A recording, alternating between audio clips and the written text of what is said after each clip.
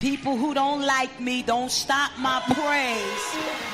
The enemy is doing the absolute best he can to discourage you and to whip you to make you feel like you're not gonna make it to your next. Do I have a witness in here?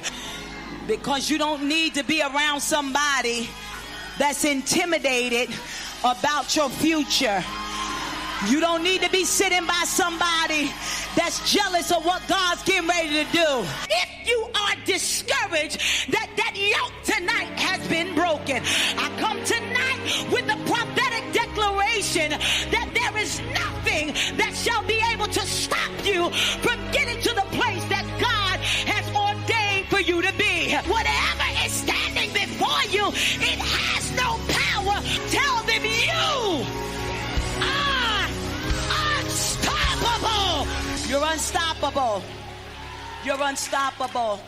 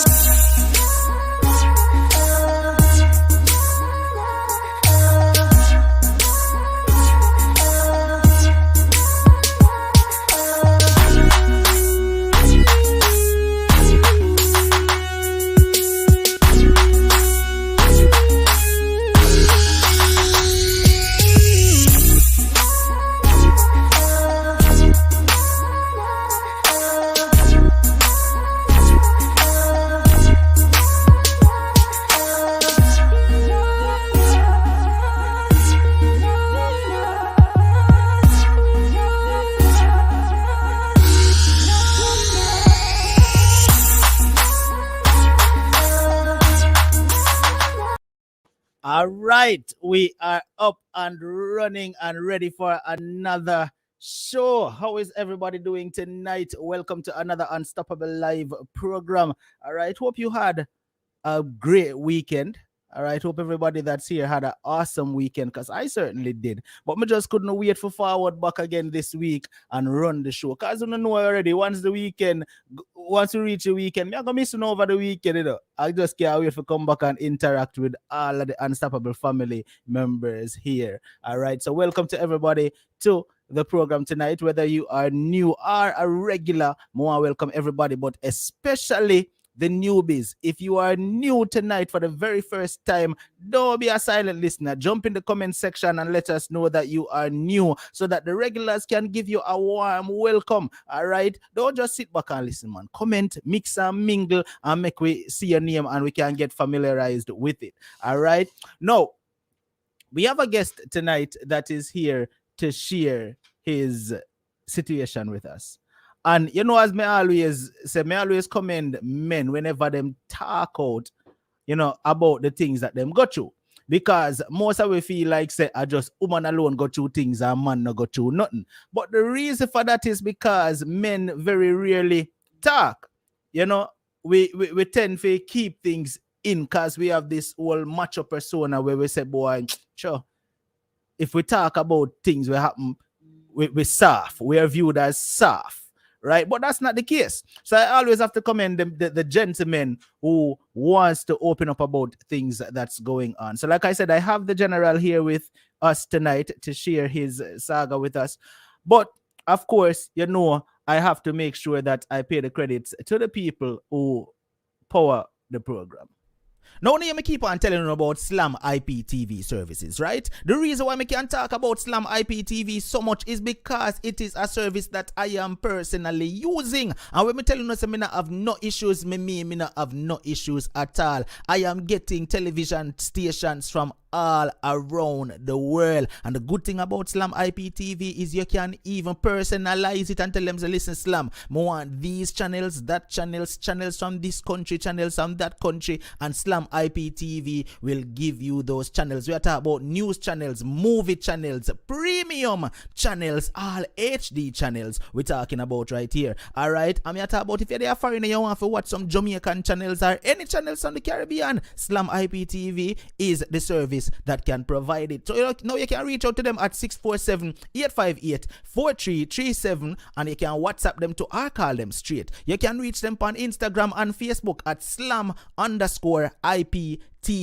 Alright, that right there is how you can contact Slam right there. Alright, and the next family, now I'm sure someone will hear a few of these phrases at some point.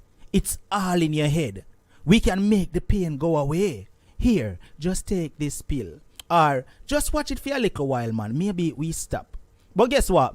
If you don't want guesswork, if buts are maybes, then McLaren's Age Reversing Wellness Center should be your next stop. State-of-the-art equipment to make it easier for you to get the answers you seek.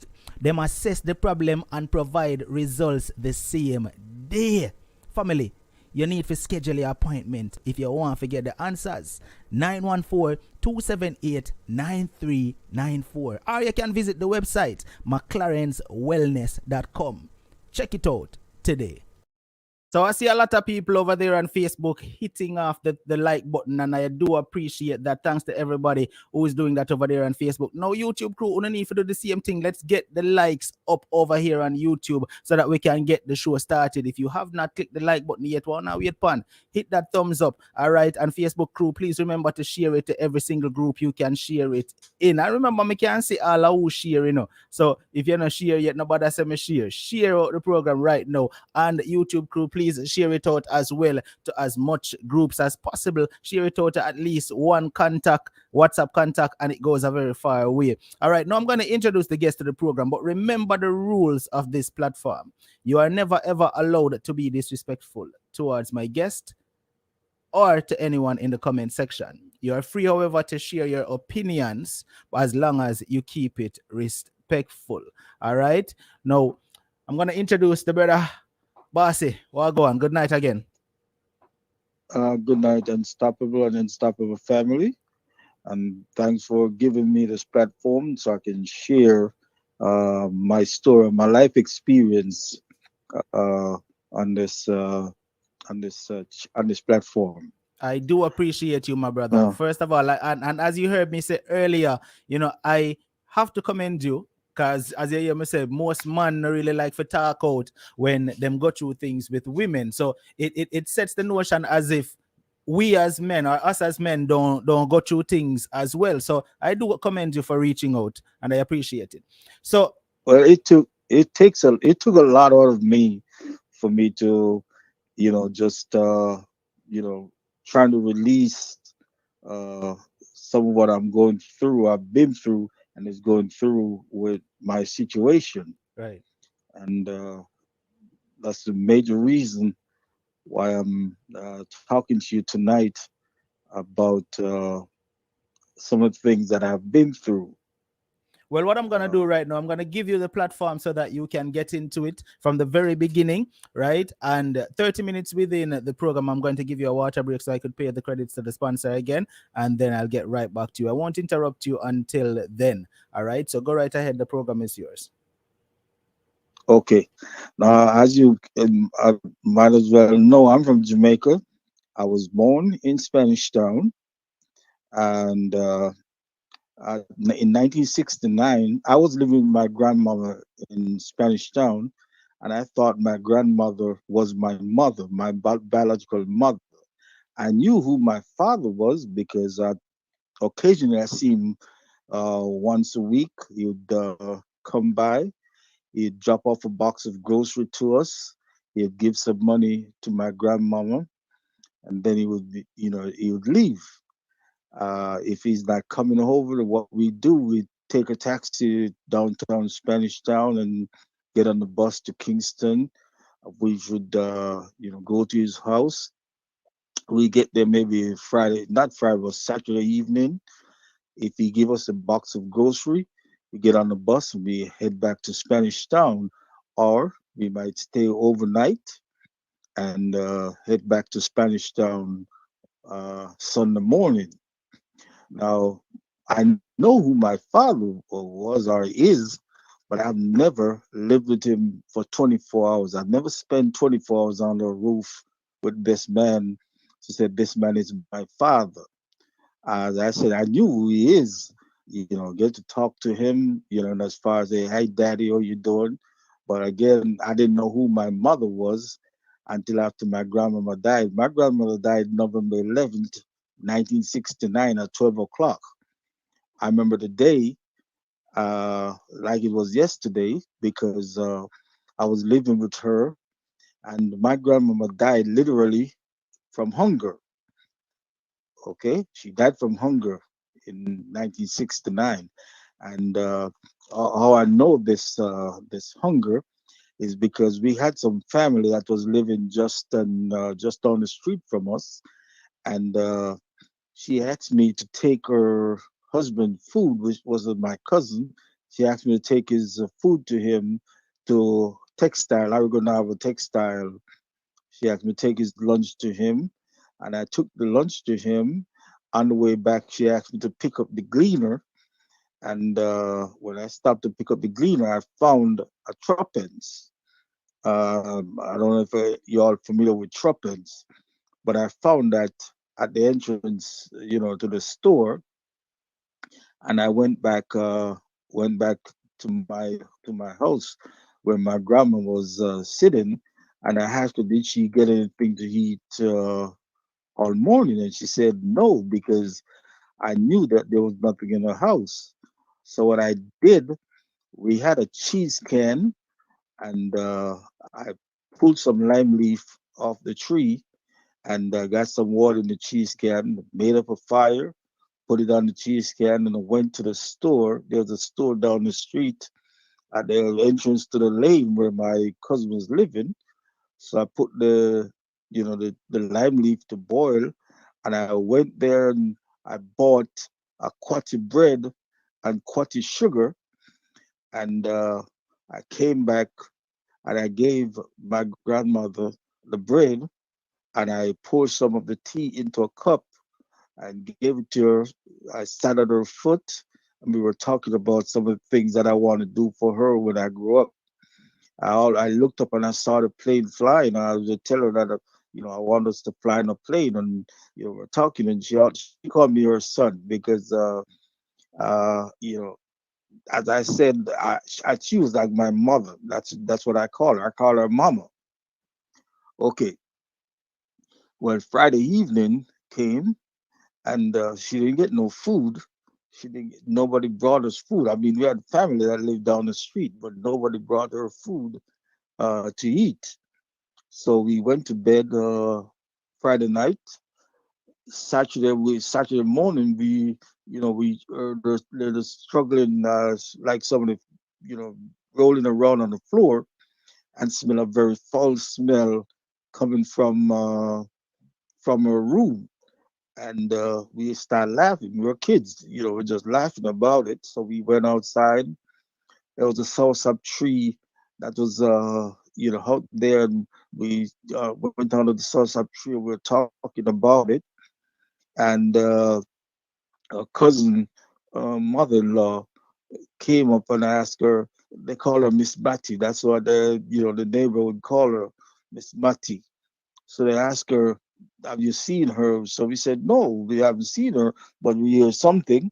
So the lady went to the door, and the door is kind of blocked. So she forced the door in. When they forced the door in, they found her on the floor. She was covered in feces because she had fallen and had a stroke on the floor, and she was just walling around in her feces. So they got her up and cleaned her up and sent a message to my father. That was his mother. They sent a message to him and tell him what happened. So he came uh, Saturday night, Sunday morning. He came and they sent for the doctor at Spanish Town Hospital. Doctor came, and the doctor took a needle and run it on her right side. She didn't feel anything, so the doctor said she had a very bad stroke. So Monday morning, we were cleaning the house. Oh man, I used to take those coconut brush. Oh man, I used to shine the floor. That could use it. You could just look at it and it's like a glass. You could just pick your teeth. That's how glassy I used to, do floors. So the doctor said he don't hold out much hope for her. So come Monday at 12 o'clock, my grandmother died. Following Wednesday, uh, I went to the store, and when I came back, my cousin was standing on a tree in the yard, and she shouted to me and said, "Hey, come and meet your mother." So I saw this beautiful lady, and I ran out and ran up to her, and I just put my arms around her and lift her up. Oh man, I was so happy. I met my mother. Okay, the thing that get to me was at my grandmother's funeral. When we went to the funeral, she got so much wreath and flowers from people and family that you couldn't even see the coffin. There was so much flowers and so much wreath. The funeral procession from the funeral home to number 5 cemetery in Spanish Town was a mile and a half long. And I looked at it and I started to cry. I said, you know what? Any one of these wreaths, any price of any one of these wreaths could have probably saved my grandmama's life. There was people not laughing, people crying and bawling, going on talking about her and calling her name, and I was so sad about it. Okay, so that's when I moved from Spanish Town now to Kingston. Okay, so then my mama got a visa to come to United States, and then me and my sister, my younger sister, we went to the embassy. We got our visas and was supposed to come, but my sister came before me. I personally at the time was thinking about it because All people were right. telling Hold on me, a second, my brother. All right. So for the people who saying he's not on topic, he's working his way up to what you see on the title. You have to understand. All right. He's adding some context to the story before he gets to what you see on the title. All right. So just sit back and listen as he works his way up. All right. Continue, my brother. okay, so I came to I migrate to the United States, and when I came here, first thing I did, I told my mother that I want to go back to school because even though when I was going to school in Jamaica, I always believed that I need more education than what I had in Jamaica. So I came here and I went back to school immediately. One of the school I went to, the first one was DeVry University. I went to DeVry University where I got my bachelor's degree in computer science. But I still always wanted more education. Believe I should get more education. Okay. My mother usually fuss it because my mother usually tell me, or people telling my mother, when your kids come here, let them go to work. Let them find a job in a factory, and that's what they should do to support you and support them.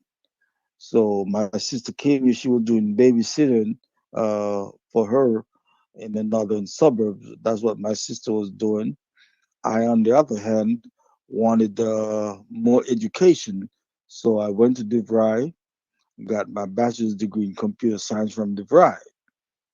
When I leave DeVry, I went to a business school, okay, where I got an associate's degree in a business school. I even did a national commercial that was all over television, all over. So I still pushing myself. Next school I went to was Roosevelt University. Roosevelt University, I attained a master's degree in business management. Okay, after that, I started working for a company called Kemper. Kemper, I was their staff accountant. So I was doing big things. Now I'm up there, I'm telling big time people, what to do and all that. So I work with Kemper, and after working with Kemper for about 2 years, I left Kemper and I went to work for a law firm in the Chicago Loop. And working for that law firm, I met one of the attorneys there and asked her on a date to be went out. At this law firm, I was just staff accountant. So, I'm privileged to a lot of information about these attorneys and partners and all that. And the staff manager came to me and said, we can't have you dating one of these lawyers being in the position that you're in. So one of you have got to go. So because of her position with the firm, I told her that I would just be the one, to resign my post because she spent a lot of time going to school to get her degree, and I don't want her because of me to to leave that. So I said, okay. So we got married September, September of '89. We got married. So I figured, okay, things are looking up. Then we moved from Chicago to the northwest suburb. And when we moved there, I figured things are going to be moving up. Now, what happened in December 23rd, I had sex with my wife at about 11:30 that night. When I had sex with her, we woke up Monday morning, she getting ready to go to work. And my wife looked at me and said, I just want to let you know that I'm pregnant. See, there's no one ever told me they were pregnant for me before. I was all excited. I'm jumping up and jumping for joy. I'm so happy. I'm gonna have my first kid. So I said, okay. I never questioned as to how would she know that she's pregnant that early, or just overnight. I never questioned it at all. So I said, okay. Uh, After that, we never had sex again for another 3 years. We live in the same house, we sleep in the same bed, we go visit family, hang out, all that stuff, but we didn't have no sex. When it comes to intimacy, nothing was going on between us. Wait, hold on, Okay, hold on, bossy, hold on. You did say your wife, right? yes, And you had sex that's with my. her that night, and then she says I she's tell you what, pregnant, and you never had sex with her again for three right? years. Yes, let me say this: for 4 years, my wife and I we lived together. We lived together, sleep in the same bed, visit family, hanging out with family, or doing all like that. We had sex twice. Okay, now here it is. This was I was praying to God to get me out of the situation that I'm in. Okay, at that time, I was working for a company called Avis Rent a Car. Most people have heard of it. I was working for Avis Rent a Car at the airport. Okay, Avis at the time when I was working there, I was making $7.05 per hour. Now let me Hold backtrack. on, the bossy. No move so fast. I'm still stuck on this part. Hold on. You say you and your wife together for 4 years. That's what you said, right? 4 years we had sex twice. How is that possible? How? Because I'm like this. No means no to me. And if I touch the woman and the woman said no or stop, that turns me off right there. So And it's not like with, was it go ahead. a marriage before sex thing or what? Did you guys Yeah, have sex before we had marriage? sex. Yes, we had sex before marriage. We had sex before marriage. I had my own apartment, living by myself, and she used to come over and visit. We used to and do it quite often. But after we got married, all that changed. As I said, for me, if I touched when I touched you, when I touched the woman, and she said no, stop or whatever, any excuse she gives me, that stopped me right there. And it's not a prelude to say, okay, let me come back and try later. Once you said no, that sees everything for me. Okay, I've never forced myself on any woman when I was a child and even to this date. I don't force myself on no woman. Once you said no, it means no.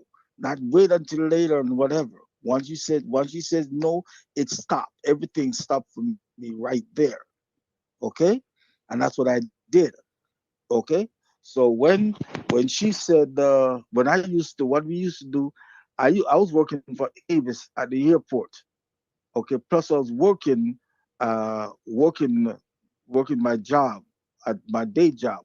I was a staff accountant. I was working my job, and when I leave there, I go to Avis. I started working for Avis, making $3.75 an hour as a shuttler at the airport.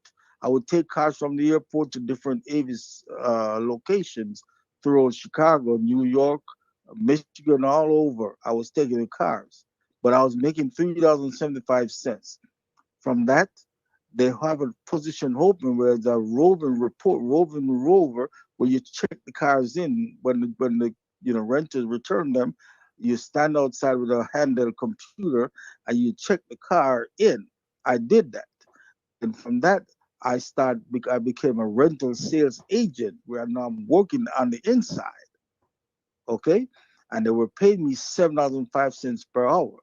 The thing about it that is at the time when I'm working at this, they have what they call a counter sale incentive program. It's like an upsell. If you get the customer to upgrade their car, you can buy insurance or the extended warranty on the car. You get a percentage of it. They were paying me $7.05 an hour. My check every 2 weeks was $5,000. Okay, because I was making so much upsell that Avis came and said, "You got to be doing something wrong." So they audited me. And when they audited me, they discovered they short me $1,500. So I insist that they had to cut me a check right there. The union insists that they had to cut me a check right there to compensate me. One for the embarrassment and the accusation that they were making to me. I was doing so good that the Joseph Vittorio, who was the chairman at the time in New York, he wrote me a letter of commendation, tell me that I've done something that nobody ever attained before in the company. Then after that, it was Congress was notified, so I got a congressional letter of commendation from the United States Congress. That's how good I was. Then they asked me, said they want me to be a training manager for Avis, where I'll travel to New York and different locations, training people as to how to do the upsell for the company. But the thing is, they always think that I was doing something that I wasn't supposed to be doing, so they audited me. And when they audited me, they realized that they're the ones shorting me $1,500. And there was this manager that came from Australia who was the district manager at the airport, and he apologized to me and they cut me a check. I came home and I'm telling my wife and showing her my check and all that. So I said, okay. Then Avis told me that they were giving me a location. They had a location open up north, and they were wondering if I was interested in taking the location. So I said, okay. I took the location. When I took over the location uh, was netting $26,000 a month before expenses. So I took over that location. I took that over in May, and when I took it over in May, in September, I was doing $400,000 a month. I had to hire 10 employees to work for me. That's how good I was in doing what I was doing. So I had the Avis rental car plus a rider truck dealership at the same location running. I was doing $400,000 in revenue each month. I was doing that. They start coming and then said, "What is it that I'm doing that's so different from the other location? Why am I why am I making so much from the other locations? I'm not even coming anywhere close to what I'm doing." The companies that I was doing was like Abbott Laboratories, Baxter, Travenol, Kraft General Foods. Those are then I had the Navy base, which was not far from the location.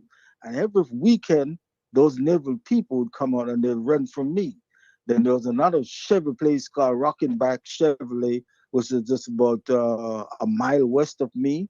That man, they would do like 30 rentals per day from me. So I was making the revenue because I went out there and I basically do a lot of sales calling and these people. Then the Ryder truck dealership I was doing a lot of business with that because people were moving. So I was getting a lot of revenue from that. Okay. Now I stay on track with my wife. My wife and I, as I said, we were sleeping in the same bed, visiting family and all that good stuff, and nothing was going on. Nothing was happening. So I was praying to God to get me out of this because there was no sex between us at all. So Memorial Day weekend was coming up. So the girl I met this girl that came into my business, and we start dating. At least I'm in my head, I'm trying to date her. Before you go So to she that, let me invited me. ask you this. The viewers want to find out from you because they're asking this in the comments. Is there a possibility that you were more work driven and that could have been the reason why your wife wasn't really into sex with you because you had more focus on your work and your career and all of that? That's possible. That's possible because I'm like this. I'm the type of guy. If I get $1,000 from you today, give me about 10 days, and I'm bringing you back 10,000. Mm-hmm. That's the type of because of my educational background and investments that I'm going to do. That's the type of person that I am. So it's possible because when I was making that $400,000 a month, in my house nobody paid bills. I'm the one who pays the bills in my house. Mm-hmm. All Okay. right, we're gonna get Uh, back to that. Now, listen. All right, I'm seeing Wally Pauno being very impatient, but like I said, the caller is just working his way up to what I want to sip on the title, right? Now, if you listen very closely, what he's doing, he's laying the foundation out there you go. to That's what I'm get doing. to it, I'm laying the right? foundation. Right, to how he got with the Okay. person that he's going to be talking about, um, that you see the title about, right? He's laying the foundation towards that. So just be patient and listen. All right, go right ahead, my brother. We reach the 30-minute mark, but we're not Okay. gonna worry about that. I'm gonna give you the time. Go right ahead. Okay. So uh, when I said no one pays bills in my house, I'm the man of the house. I make the money, I give it to you. You know what bills need to be paid, you pay them. I'm the one who bring the bacon, bring the money in. I was giving my wife uh, that kind of money every month, so all my bills were paid. And then I turn around and give my wife $800 allowance each week. I cut the check and give it to her and say, "Here, this is yours. Put this in your pocket." The only thing my wife would buy was a pack of cigarettes because she used to smoke. That's the only thing she'd buy, a pack of Newport cigarette. Okay? When it comes to the groceries, the light bill, the gas bill, the phone bill, plus cell phone, I'm the one who's responsible for all of that. And I make sure she has money, even put money in her pocket. Take her sisters out to eat or whatever that she wants to do. She never go broke. Okay, no woman I've ever dated in my life can say to anybody, "I don't have no money. Oh, I got to go to work because if I don't go to work, the light bill is not going to be paid." To me, that's a great insult. If you say that while you're in my under my roof, that really gets to me. Okay, now fast forward, my wife. After she told me she pregnant, we had sex. We had sex this second time now. We had sex 6 o'clock Sunday morning, and when we had sex 6 o'clock Sunday morning, I got up and went to my office, the rental car agency. 7 o'clock, I'm sitting. The phone rang. I answered the phone. This was my wife who called me and said, "I just want to let you know I'm pregnant." Still didn't tell me to, "Hey, something is not right here," because I'm all excited. So I just leave it be. When I went to the OBGYN with her, and when I got there, uh, we told the OBGYN about what happened. And the man looked at me and he kind of chuckled and shake his head while he's looking at me. And my wife, she gave birth. She gave birth. When she gave birth, I went to the doctor once. I went to the doctor. When I went to the doctor, I was telling the doctor about what happened. The doctor said, "You know what? Uh, we discovered that you're diabetic, so we're going to run some blood tests, do some blood work on you." So when they did the blood work, the doctor came back to me and said, "You said you have two kids?" I said, "Yeah." My wife said she got pregnant. And doctor, is kind of funny because the blood work we did tell us that you're sterile. There is no way the two kids that you said your wife have could be yours. And not only that, the blood type you have is ARH positive. Your blood type, we come across maybe 1 in every 10 million. So if your wife get pregnant by you, for her to carry that child to term, she needs to get a vaccine so her body won't reject the pregnancy. So I said, what? So I went back to my wife and I said, you know what? Uh, Due some recent development, I would like to get a blood test on these kids. So my wife said, okay. So I left, went back to work. Then my wife called me and she said, you know what? I'm gonna go visit my sister in Chicago because there was not really no relationship of sort between us going on. So when she said that, I was kind of happy because now I can get to stay as late as I want to and get to run around and have fun, is what I'm thinking. So I said, okay. She went to go visit. Then a week later, she called me and she said, you know what? I'm not coming back. I'm going to go to Indiana to go visit my other sister and my other siblings in Indiana. I said, oh, okay, that's fine. So I'm still giving her that money every week. I'm cutting her a check. Every week I'm giving her $800, per week. Take care of her. So I said, okay, fine. Okay. I ended up losing the rental car agency because I had a new district manager who wrote me a letter telling me that I did not meet the standard requirement to be an owner operator. This guy came out of North Carolina, said I did not meet that requirement. So I went to an attorney. He was the county clerk husband. And when I hired him, I tell him what was going on, and he said, "Okay, you don't understand what, what that means, but he's going to look into the case." Okay. When I went back to him after I hearing from him, I went back to him and asked him what's going on. What's the verdict? He said he don't know what I'm talking about. So I went to another attorney that tried to get the papers from him. He said, "Well, I never gave him any papers. He don't know what I'm talking about." So yeah, I just leave it alone. So did she do the DNA Is or what? she didn't do the DNA?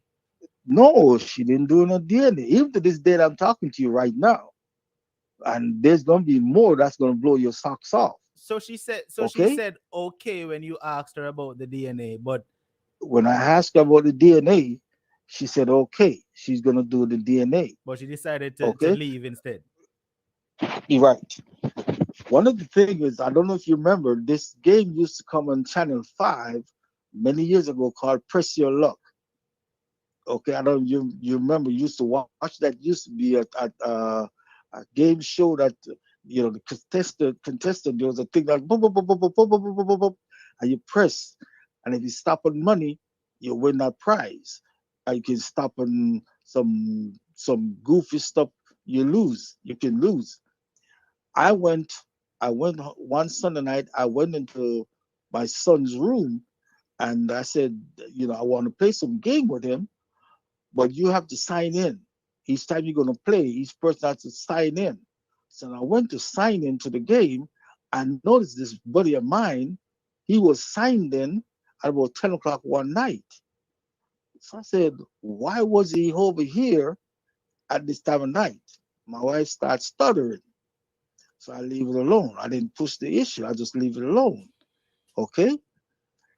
Now, as I said, when I just leave that alone, because to me thinking of woman, the way I used to deal with my woman, thinking that she's out there having, cheating on me or sleeping around, was not something that I was ever thinking about. I never think about it in any way, shape, or form. Those thoughts never crossed my mind that she's out there doing that. But hey, I was trying to get my groove on, because these are things that I wasn't doing when she was there. So I just figured, I just, no, she's not there. I go ahead and do my thing. Okay. Now, uh, I got to get back to get back to my train of thought. Okay. So after my wife left, now what I did, after losing the rental car agency because of this new guy who, took over this being a district manager at Avis, and wrote me that letter. I left the Avis, and I started a rental car company. I started limousine service. Okay, the limousine service I'm doing up north, I was making pretty good money. I had some big name clients, That's what I'm big curious about. name. One of the viewers asked in the comment section, when you say you get a chance to do your thing, what thing exactly you was referring to? I was okay, but the thing I was referring to mean I wanted to date other women, because I believed that life was had to be better than what I was settling for. Okay, because I'm living with a woman for years. I'm living with her, and we're not having any sex. We don't kiss, we don't hug, we don't do all this stuff that couple is supposed to be doing. And I had sex with her twice. She told me she's pregnant, and then I can prove or disprove, any of this. And not only that, as I said, she left to go visit family in Indiana. So I'm happy that she's gone. So it gives me a chance as a man. I get to run around and do whatever it is that I wanted to do. I don't have to worry about I got to make it in by a certain time. So I you don't have said to worry you about said all of that. you said she told you she was pregnant twice for you, Yeah, she got pregnant. We had sex. Remember, I told you we had sex twice in and four both years. times she We said had she sex. got pregnant. Yes, the first time was 11 o'clock at night. Then the next morning at 6 o'clock, she told me she was pregnant. The next time was that I had sex with her at 6 o'clock Sunday morning. 7 o'clock, she told me she was pregnant. And I was like a fool. I just jump up and accept it and run with it, because of what she told me. I for me, I was more into books. Okay, I would say that when it comes to book, I'm book smart and street dumb. I'd be the first one to tell you. And then the woman that I've dated in the past will tell you is book smart. Okay, I can make $1. I can make $10 out of $1 in no time. I can turn that.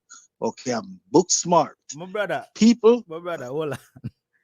You said you had sex with your wife two times, and both times you had sex with your wife, she tell us that she's pregnant. I yes, just want to be clear. That's what you said. yes. Does your As I said, I had sex with her. does your wife I presently had have sex with her. kids? So my wife, Yeah, yes, she had kids, but she had a son before me. No, I'm talking She had a about son since before she me. told you she's pregnant. She had those kids. Oh yes, she had two kids. The first child is 30 years old now. The second one is 27 now. Okay. No, I just Now, have to ask her this. Me know you have to get into the rest of it, but me just have to ask her this. So when you had sex with her the first time, and then the next morning, well, it's an hour later she tells us she's pregnant, if I remember no, I had correctly. sex with her 11. I had sex with her 11 o'clock, and 6 o'clock in the morning she told me she was pregnant. Right. So when she told you she's pregnant the following morning, right? Uh-huh. Didn't anything go off in your head for say, well, man? No, no, no, no. When it comes to that part, I am dumb. I'm not afraid. If I'm talking to anyone and they ask me a question, I'm the first one to tell you. When it comes to that part, I am dumb. I am so dumb and so ignorant to that. I'll be the first one to tell anybody. I've never studied people. Okay, never studied people. What I study is, I said before, is books. Okay, I studied books. I studied economy. I studied how to make a $10 worth of a dollar. I can do that with a quickness. I started to run a business. I could run a business. The thing is, I can never run when it comes to relationships. I can never run relationships in that shape or form. I tell you something that my biological mother told me. Back in Jamaica, she usually tell me, you need a strong woman to be married to, because you're the type of person you'll give away even the kitchen sink and then turn around trying to figure where can you wash your plate. That's the type of person that I've been. I'm like that. Even to this day, I'm like that. I give away because making people happy has been something that I strive and trying to make people happy. And myself, I never work myself into that equation at all. I never think about it, thought about, oh, you got to make yourself happy before you make someone else happy. So I'm always trying to please other people before I even think about myself. I don't even think about, pleasing me in any way, shape, or form. I'm the last person in the equation. So I've always all. another question that I'm curious about. Okay, Go presently, ahead. right now tonight as we're on this call, why do you think she told you hours after having sex with you those two times that she's pregnant? Why presently right now? Why you think she told you that? One, because she knew that I didn't have no kids, and two, because she knew that I wanted kids. My mother was alive at the time, and I'm the last son in the family. So it's like everybody was wondering what happened, why I don't have no kids as yet. So I don't I'm think that's why guessing she told you that, my brother. I honestly don't believe that's why she I told you that. I really don't know. If Your if guess is probably going to be better than mine. if she had no let's break it down. She had sex with you only twice in a 4-year marriage span, right? Uh-huh. No, wouldn't you say that those two times she had sex with you was intentional so that she can actually get to tell you that she's going to have a baby? Well, I was told that by people came to me and said that you got set up. It's like you're just a fall guy, and woman knew you didn't have you didn't have no kids and wanted kids, so it's just basically uh, tell you what you wanted to hear, and you're like a fool. You just grab it and run with it. You see, I didn't have no one to go and ask She was already to pregnant, my say, brother. okay, She was already pregnant both times. You were the husband, so she come give you a little bit in order to tell you, say, listen, I'm pregnant for you. She was well, already pregnant. I was told that I was told that by even the doctors, even my doctor told me that based on my blood test. You see, when I came into this country, I ended up getting chicken pox, and at the age I was, the doctor told me chicken pox can make you sterile, and that's number one. And then two, because of my blood type, they're telling me. But see, I didn't know these things. I didn't know these things. So when she tell me that, I was all excited. I was so happy. I run and I tell my mother that my wife is pregnant, and we jumping up, having party. I say, oh, well, I'm gonna be a daddy, so I'm happy. Okay, not even give a second thought to say, okay, maybe the child is not mine, or maybe this, or maybe that. Those things never cross my mind because I'm always thinking, I am faithful to you, so you're going to be faithful to me. I commit myself to you, so I'm thinking you're going to do the same thing, to me. And that's been my belief. As a matter of fact, the relationship that I'm about to tell you about, that's one of the things that those are some of the things that I grab and went through, and I just believe it and accept that. Okay. All right. Now, All right. What I want you to uh, do for me though, now I understand you were laying the foundation to get to it, but we basically 49 minutes in the show, and I'm not telling you to rush it, but try to deviate from too much of the career path that you went down, and okay, actually talk about what actually happened for me. All right, we okay, understand the building up to it part, but we reach a point now where you can actually get into the ordeal. All right. okay. Okay. Now, as I said, when she told me she was going to visit family in Indiana, I said, okay, so I leave it alone. So I moved on with my life, and I started this limousine service up in the northern suburb, and I'm doing that.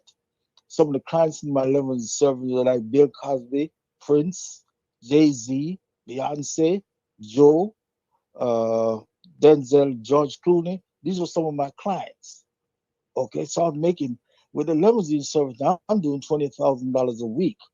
I went on and I bought me a 5 bedroom house, 3 car attached garage for myself, and I moved on. So I'm dating this other woman. So I moved her into my home, and we're there. And when she moved in, and because I was so busy, running this company, I took this woman to the bank, introduced her to the bank manager and all these people at the bank. I did introduce her to. Said, okay, so everything going fine. Did you get divorced from your wife at that point? Or are you still married, I know we were still married. but just separated? So right, just separated. Here's the thing now. So this woman that I moved into my home and was living with while I had this limousine service, I discovered she was cheating on me. Okay, so I asked her to leave my home. When I asked her to leave my home, her daughter was there living with me. Her daughter and her son-in-law was living in my home. So I hear her daughter on the phone was saying some real nasty things about me to someone on the phone. So I turned up my stereo, and the daughter said, "Well, if you don't turn it down, I'm gonna cut the cord to the stereo." So she turned the stereo down. So I turned it back up, and she came on and she took a knife and cut the power cord to the stereo. And when after she took the knife and came at me, so I ran out the side door to my home. When I ran out, there was a lady next door that was washing her car, and I told her what was going on and asked her if I could use her phone. So I called the police. When I called the police, the girl looked at me and said, "I don't know why you call the police when you got a warrant." I said, "I got a warrant." So police walk up to my door, and she said, he called the police and he got a warrant. The police said no. So I just finished an FBI background check because with the limousine service, I also got a school bus contract where they were giving me a contract to try to drive kids in a minibus, those 15 passenger minivan. I was making $30,000 a month from just one of those minivans. So when I had to do an FBI background check, in order, carry these kids. So she told the police officer that I got a warrant. So the police officer asked me for my driver's license. So I gave it to him. He ran my license. When he ran it, he said there was nothing, and he gave my license back. But you keep insisting that yes he does, yes he does. So the officer said okay. He called his dispatcher and asked him to do what is called an NCIC check. And when they do the NCIC check, sure, come back and tell me I'm a fugitive from justice from a place I never even heard of.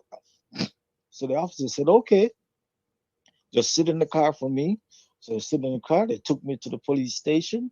When they took me to the station, I said, can I see the warrant? The officer said, when you get to the station, we'll show you a copy of the warrant. When I get there, there was no warrant. He said, okay, when you get over to the county, they'll give you a copy of the warrant. So I went over to the county. When I got over there, nobody showed me in the warrant or nothing. They were showing me. So the next morning, I went in front of the judge. When I went in front of the judge, Judge Victoria Martin was the name of the judge. When I went in front of her, and she told me, read the charges up to me 2 class felony. I said, Your Honor, I don't know what you're talking about. So she said, how can I issue a fugitive from justice warrant from you for you if you've never been to court in this place? I said, Your Honor, I don't know what you're talking about. So she got on the phone and she called, and they said, okay, as soon as he gets here, we're gonna get it taken care of. So the judge said, okay, I'm gonna hold you for 10 days, and if they don't come and get you, then I'm gonna release you. Okay. Half an hour before the 10 days was up, I got a call telling me that they were prisoner transport people. They had to pick me up. So they got me, shackled me up, and got me in their van, and said they drove me back to Elkhart County, Indiana. Never heard of Elkhart County until when they tell me I'm a fugitive from justice from this place. So they drove me to Elkhart County, Indiana. When I got there, I was told by the prosecutor, because I heard the conversation with the judge. So when I got there, they said, okay, you're gonna go in front of the judge. So I was there for 3 weeks. Still see no judge, nobody, nothing. I'm just sitting there. So I said to the judge, not the judge, the sergeant, I said, you know what? I'm diabetic, and I'm not taking your medication or eating your food until when I see the judge. So they come and tell me, oh, you're crazy and you're suicidal. So they took all my clothes from me and put me in a rubber room and tell me that I can't go nowhere. So the woman at the jail, Margaret Miller was her name, she took me and sat down with me, and she said, you're not crazy or suicidal. I said, I know that. But hey, they're telling me that I am. So whatever they say, I'm going to accept. At this point in time, I don't know where I'm at. Nobody, from what I understand, knew where I was, because the woman that I was living with didn't inform anybody about what was going on. About a week later, I got a call that I was going to go in front of the magistrate. So I went in front of the magistrate, and he read the charges after me as 2 class felony, failing to comply with a court order to pay child support. I said, Your Honor, I don't know what you're talking about. Again, he said, Sir, why would they issue a fugitive from justice warrant for you if you've never been in front of a judge the year before? I said, Your Honor, I don't even know where I'm at. I don't know nothing about where I'm at. I don't know this place. I don't know nothing. All right, help me if you So understand this. Who have to pay child support? me, For who? for the 2 kids that my wife has. Okay, remember, Oh, so that's what the warrant nobody was for? that was what one was for. It has never been established that these kids that my wife has, they are mine or nothing. None of that has ever been established. So when they remand me back to custody, the next day, a woman came to see me. They said she was public defender appointed to me, and they had me listed as indigent. All right, stick a pin right there again, my brother.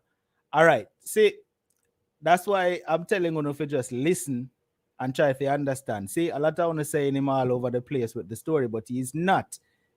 Yeah, him leave off after the wife left, but you notice him end up right back to the wife saga after him say him find out that him get a warrant and all of that. You just need to listen and understand and keep up with what go on. He's not all over the place. Him just very detailed with it. That's all it is. Go on, my brother.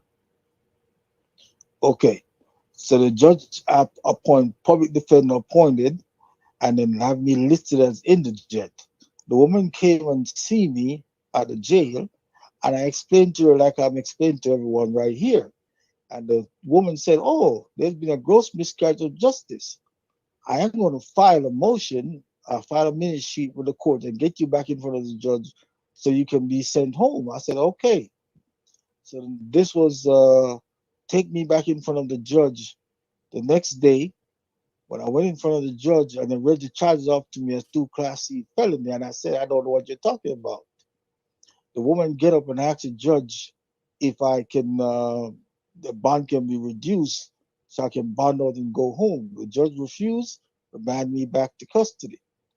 So now I'm back into custody, and I'm there for 2 months now, not knowing what's going on. So I wrote a letter to the judge requesting a chronological case summary to find out what's going on. And when the chronological case summary came to me, I look at it and it said, according to Indiana Statute 3435-15, said that any motion to dismiss must be in writing, must be in writing to the courts. The woman, my public defender, who's a resident of Indiana in Ellicott County, didn't do any of that. So the judge denied the motion to dismiss or whatever, remand me back to custody, and the prosecutor went to the prosecutor. The prosecutor was challenging the motion to dismiss. And I said to the judge, I said, Your Honor, they told me I'm a fugitive from justice from a place I never heard of. So the judge looked to the prosecutor and said, how about that? The prosecutor's name was Gulata. He said, how about that, Mr. Gulata? Prosecutor flipped through his case file. I said, sorry, Your Honor, a warrant was never printed on paper for him. It was just in a computer. So they arrested me from the information that was in the computer. I said, they said I failed to compare the court order to pay child support. Can I see the court order? The prosecutor flipped through his case file again and then said to the prosecutor, how about it, Mr. Gulata? Mr. Gulata said, oh, sorry, Your Honor, we don't have a court order. But what we're doing, we're asking the court to hold him for me for 72 hours so we can amend the child support order, omitting the court order part of it. Remember, the reason you brought me across state line was because you said I failed to compare a court order to pay child support, which means an order has to be there for all these stuff. Prosecutor now telling the judge he didn't have a court order, but to hold me for 72 hours. So I'm sitting there in the custody of the jail, waiting, no charge, nothing. My public defender never told me that I shouldn't be demanded for them to release me. So after being there for 2 months now, and again I wrote to her and I said, I'm hearing all these stuff, all these ghost stories I'm hearing. Now I'm thinking, even the woman I was living with, nobody contacted me. Nobody's in communication with me about anything. What I did, I wrote my sister an 8-page letter explaining to her what I'm going through and tell her from the information I have where I'm supposed to be. I got nothing at all. Then a minister came to the jail to minister to the inmates there, and I pulled a man and I said, sir, I'm here. I don't think my family or anybody knows. It's just coming back. I'm starting to cry again. I said, to the man, I said, nobody I believe knows where I'm at. Nobody knows where I'm at. I'm here and no family knows where I'm at. So please, I gave him some numbers and said, can you call this person and tell them for me where I'm going, where I'm at and what's going on. This was Monday evening. I said this to the minister. And normally the next time I'm supposed to see him was supposed to be Wednesday. But here's the man come Tuesday night. And he came in front of everybody and called me and he said, we're not supposed to be helping the inmates communicate with anybody on the outside. So you just basically tell me outright, I'm not going to do it. I'm not going to do it. Okay, it's not going to let my family or anybody knows where I'm at or what's going on with me. I said, okay. So I leave it alone. I'm back in custody. I'm trying to figure out what's going on. Remember, I told you I was living with a woman. I live with a woman. I had a 5-bedroom house.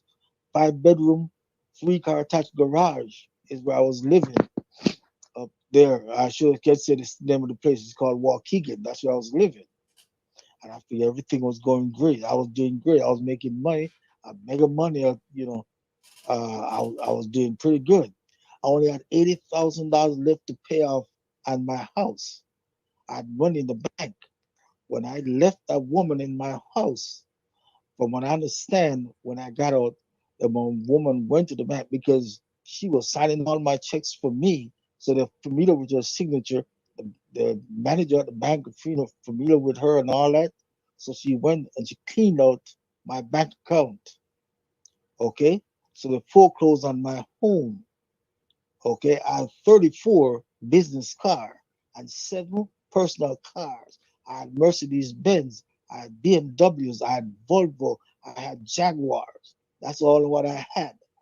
Woman, plus I had limousine, the Lincoln stretch limousines and Lincoln town car.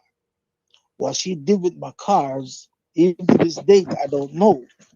When I got out of prison, when I got out of prison, I went to the police. Police said, it's an FBI matter. You got to report to the FBI. So when I called the FBI, I made a report.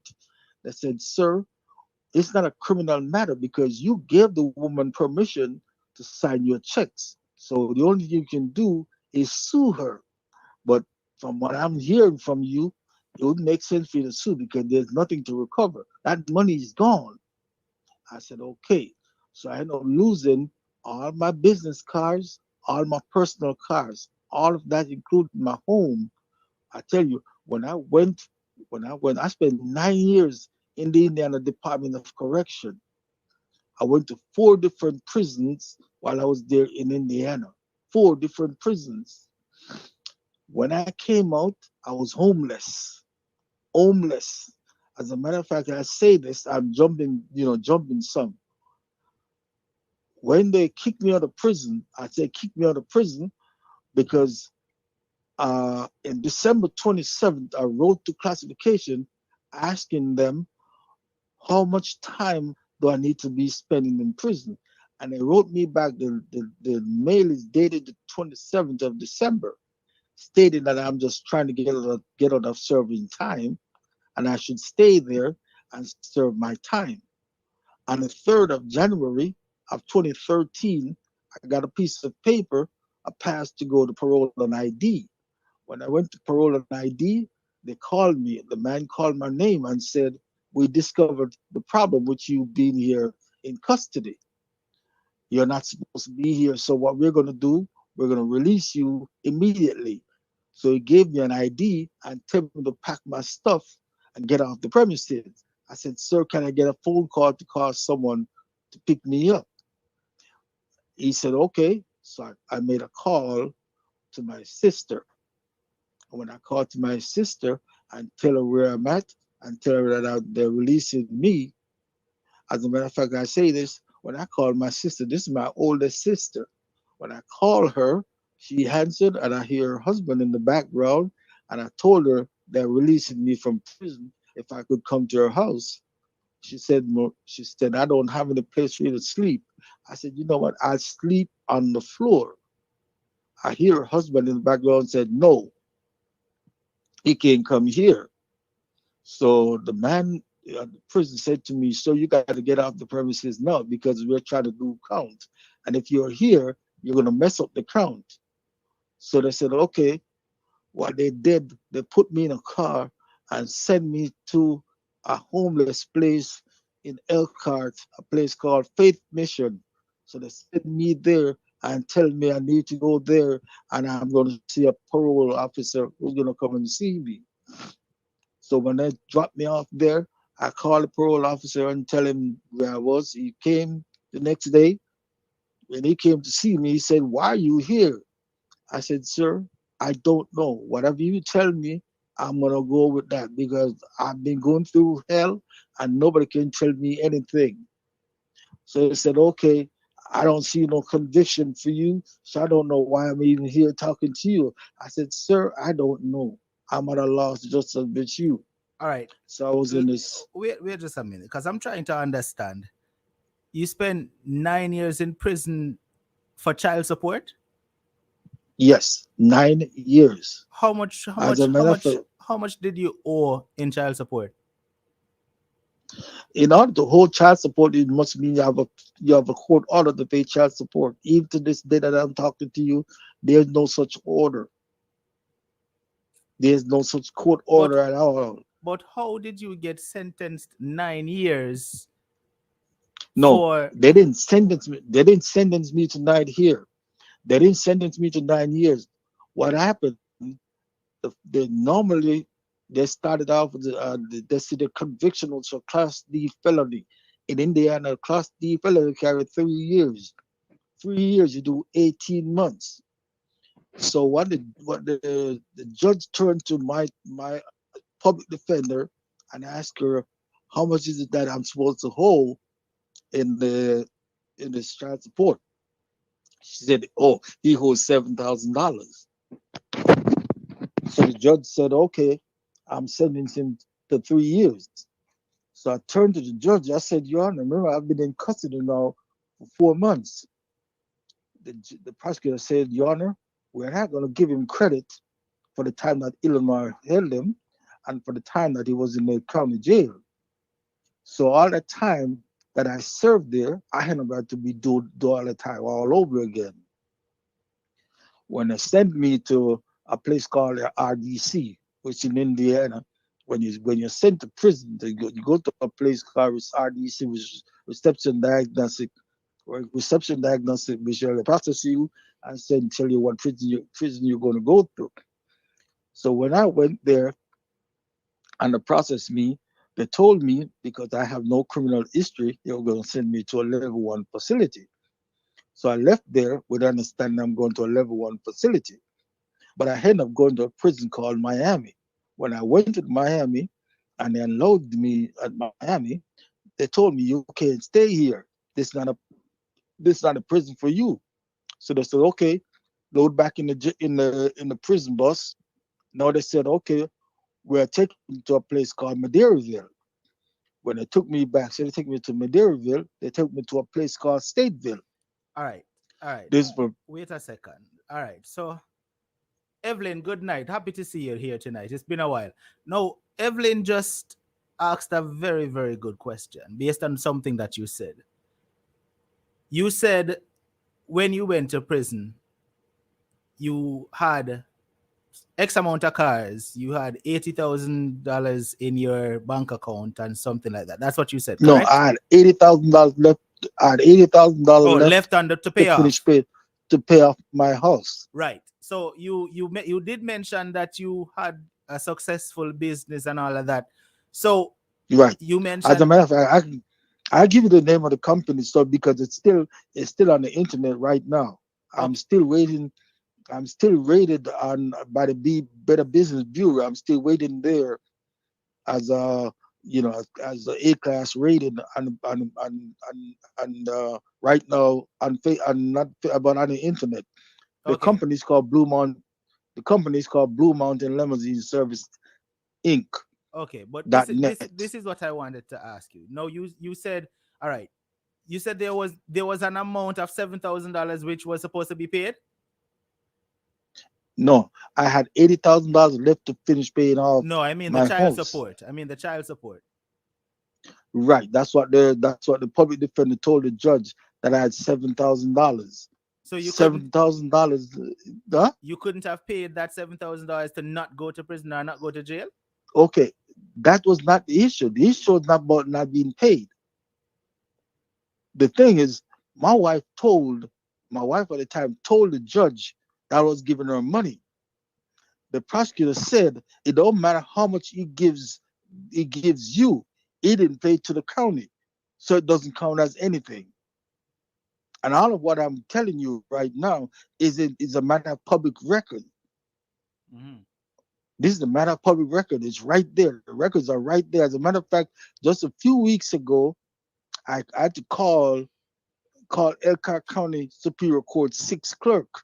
And when I gave her my information and tell her I want her to send copies, she said, Mr. Porter, we don't have any conviction on record for you.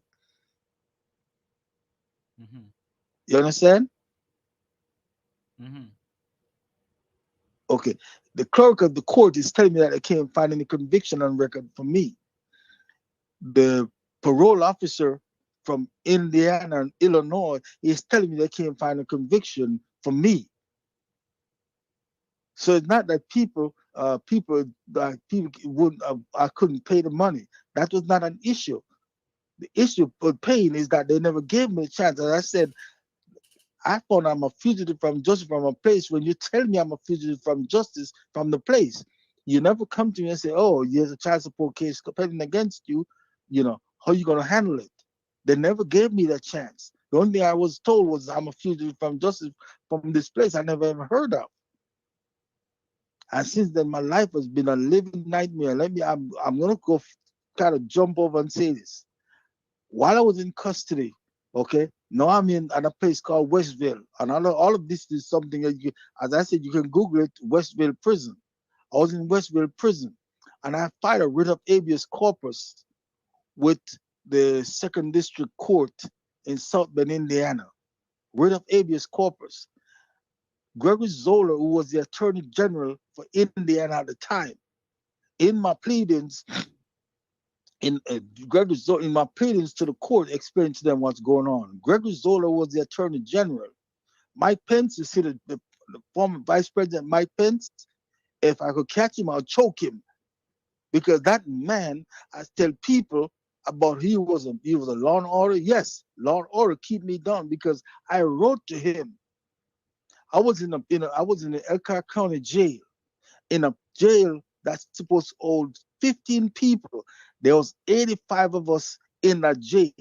I'll tell you this, they had me sleeping on the floor against the south wall. Okay? That December, it got so cold in that cell that my shoulder froze. I woke up in the early morning. There was ice all over my shoulder. I'm suffering with pain right now. When I was in prison, the doctor started giving me injection in my joint to help to freeze it up. Okay? Those are some of the hell that I went through.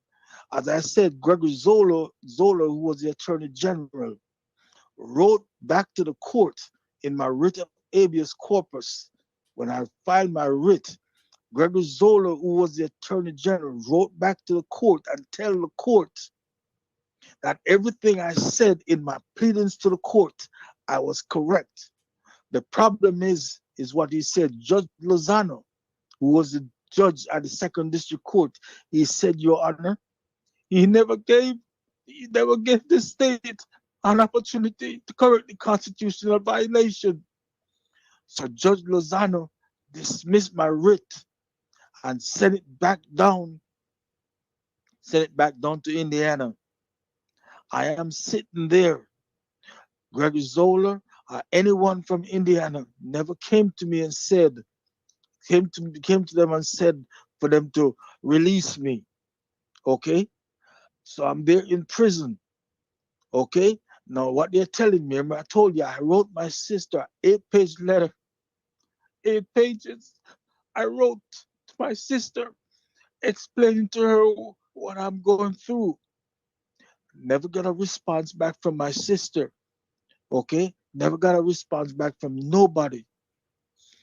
So when they kicked me out on January 3rd of 2013, when they kicked me out of prison and sent me to the homeless shelter, okay, I come back to I'm saying my sister said she never got the letter.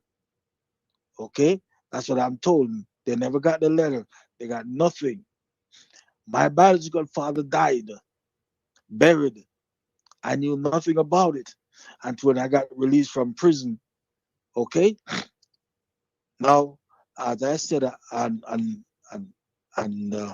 January 3rd of 2013 was when I was released. Now, normally when you get released from prison, when I was in prison, I was working. They took my money. I said, saving my money for re-entry. I did the re-entry program that they offered me. And they said they're taking my money for re-entry. When you're releasing from prison, they're supposed to give you clothes and shoes when you're released from prison. They gave me nothing. They're supposed to give you a stipend. They gave me nothing. All they did was put me out on the street. The money that they said they took from me, saved from me. And I asked them, the I even called down Indianapolis to find about it. And the woman tell me, oh, sir, you got to call the prison where you was at and they, see what they want to work out for you. You're the one who took my money. I say you're holding it for re-entry. Now, when you released me, I came out of prison wearing the prison guard. I had on the jacket, I had on the prison boot, I was on the prison khaki because they did not provide me with clothes like they said they were going to. None of that was given to me. Okay, January 3rd of 2013. Now, here's to the part of where your listeners are asking about. Okay, I fought, and I was able to come back to Illinois. March 8th of 2013 was when I arrived back into Illinois. On the 23rd of April, I went to church. One of my grandniece was getting christened at church. So I went there. When I went there, I saw this beautiful woman. Woman was to the right of me in the church, in the sanctuary, and she was praising God and praising in the spirit, and I was all excited. And I looked at her and said, oh man, she looks so beautiful. So I'm all excited. Later on, I saw her talking to my sister-in-law. When I saw her talking to my sister-in-law, I went to my sister-in-law and she walked away right away. And I said to my sister, I said, who is that beautiful woman? And my sister-in-law said, you don't know her. I said, man, she look like she's going to be my wife. And my sister-in-law shook her head and laughed. Okay. Later on, they had a party for my grandniece for christening. And I went to my sister-in-law's house. Help me understand And something, my brother. Sorry for cutting you off, but help me if you understand something. that's And I'm sure the viewer is probably thinking the same thing. Okay. So what I have as the title, this is another wife you got, or you're talking about the same wife? This is the woman that I'm talking about now is the woman that I married, the one that was sleeping with my best man, Okay, so the Sunday school teacher. So you had divorced your first wife and moved on to another wife, is what you're saying? Right. My lord. Okay. Hold on there. Before you tell me, bossy, before you seriously I tell we say your first wife cheat on you and give you 2 jacket. That's what you tell me. Yes. Then you move away from she, move in another woman who you find out cheat on you as well. That's what you tell me. Right. Yes. Now you're about to tell us about another woman where you meet, get married to she, right, and she sleep with your deacon, your best man, and the choir director. No, not the choir director, the Sunday school teacher. The Sunday school. Go on talk. Okay. That's where you're going. That's where you're going at 2.5 hours tonight, people. Come, go on talk. Me not cut him. So what happened now?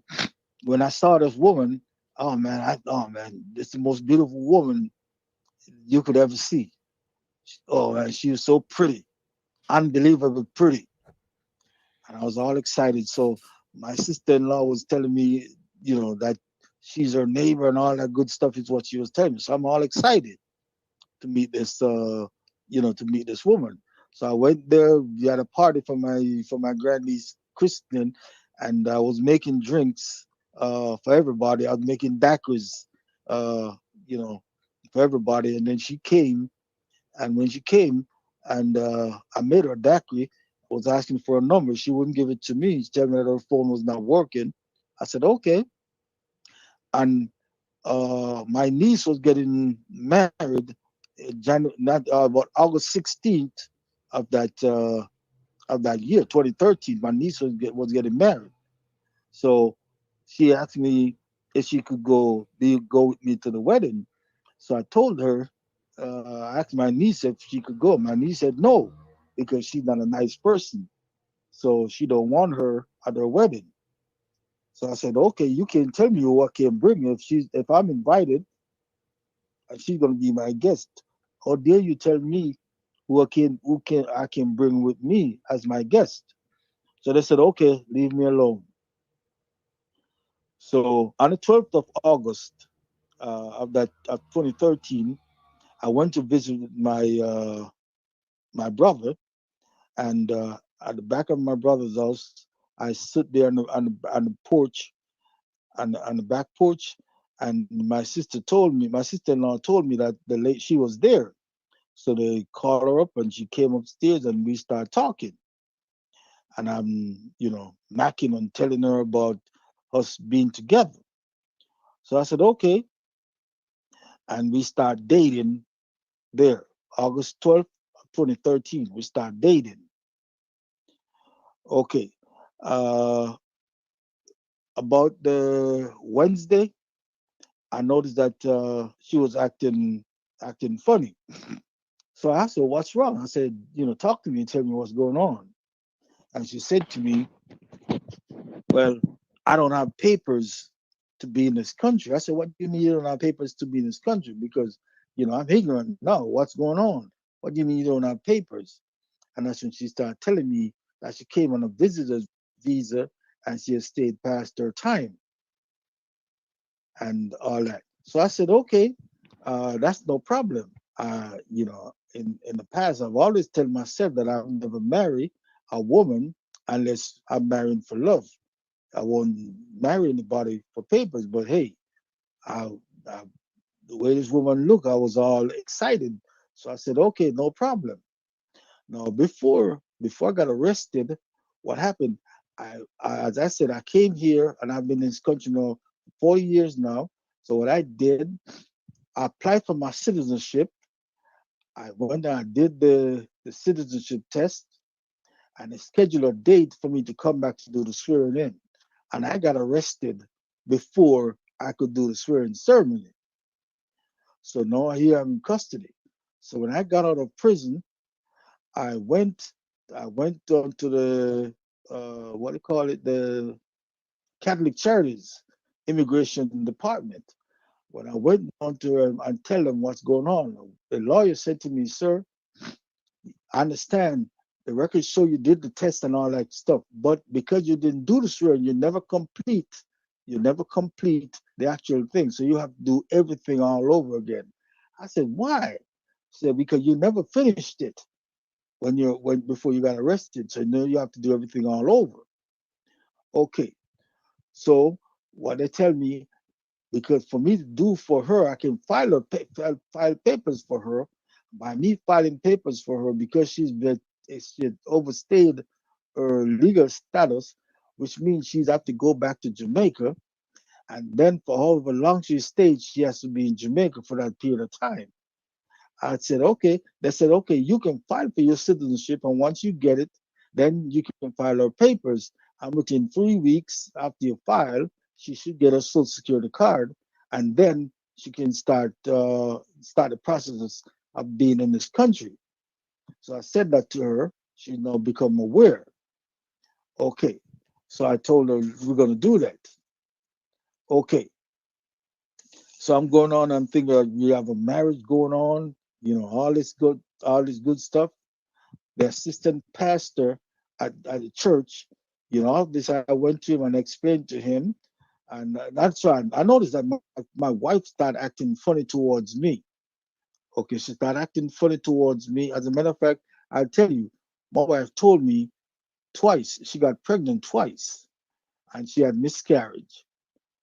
Okay, so I went to the assistant pastor, was talking to him, and there's something else that happened, but I will leave that out because just for time constraint, This I'll is your just leave that second out. wife you're talking about, who Right. who told you she Okay. got pregnant twice? Yes, so she got pregnant twice and had miscarriage twice. Sound like two of your lucky So, number, my brother. It sound like two of your lucky number. Wait there, man. No, was okay. this was this So, wife was this new wife active with you sexually, or she did a limit you upon oh that thing? man, no, no, no, no, no. We were having sex so much, and the thing about it, after we had sex, she would pick up the phone and call her mother and tell her mother how good it was, how much sex she was having, and she would go to church and she started telling the church sisters uh, about what we were doing and bragging on them. I used to tell her, don't do that, because what you're doing, you're opening doors that you won't be able to close. Because when you tell people that, you're going to have women coming at me, and that I won't be able to control when you tell these women in the church all that stuff. And she's tell her mama that part of the expression, she's tell the woman that my dick is so big that the guys that she used to date in the past, my dick laying dead is even bigger than theirs, even when their dick is erected. And I used to tell her, don't do that. You can't do that. You can't do that. What you're doing stuff that you won't be able to control. She used to call her mother and her sister and let them, tell them about what happened. And so she never had it like that before. All this stuff she was, going around telling people. As a matter of fact, let me say this: 97% of the people in the church are my blood relatives. Okay, 97% are my blood relatives. And when she tell them, I said, you can't do that. Okay, you don't tell another woman about what's going on in your bedroom, because when you tell them that, now they become jealous and they're gonna want some of what you're getting. And she said, oh no, it's not like that. I said, don't do that. Keep that shit to yourself. Okay? What woman want to hear about how how sex is with you and another man? Okay, when you tell another woman that, they're gonna want to get some, especially if those that what they're getting at home is not good, as what you're saying. Okay? All right. So But she still another question for you. okay. Your second wife tell you twice that she get pregnant, but Yes, this is my weren't second you wife. She told me told she that got pregnant. you can't get nobody pregnant by the doctor? Yeah. As a matter of fact, even just a few months ago, to recently, even just a few months ago, I have right now my left eye. I have two tubes in my left eye. Okay, So two this is tubes in my left eye so this is my question because the for you. pressure. So this is my question for you. Okay, You knowing that you can't get nobody pregnant, when she tell you twice that she's pregnant for you, what did you say to her? I told her that's impossible. That's impossible. Okay, I even bring the paper from the doctor. As a matter of fact, let me say this: I have to see. I see a retina doctor right now, and I see an ophthalmologist. Okay, the ophthalmologist sent me to draw blood. Okay, when I went to draw blood, and the doctor called me, I went for the blood test. The doctor called me in the office, and she said to me, "Do you have kids?" I said, "Yeah." I was told I have two kids. Why? She said, "Because your blood test show that you're sterile. Okay, you can't have kids," is what she's telling me. And this just a few months ago. Okay, is what the doctor is telling me. Okay, I can tell Dr. Saren, she's an ophthalmologist. Okay, when the woman, she said, according to your blood work, you ain't supposed to have no kids. I said, it's funny. My wife just told me just a few months ago that she was pregnant by me and she had miscarriage. Okay, and I'm saying this. She told me she had miscarriage at Skokie Hospital. I was there. I saw the blood coming out of her. They had to do a DNC to flush with her system. Okay. And doctor said, well, I don't know who she's pregnant by, but it's definitely not by you, because your blood work said you can't have no kids.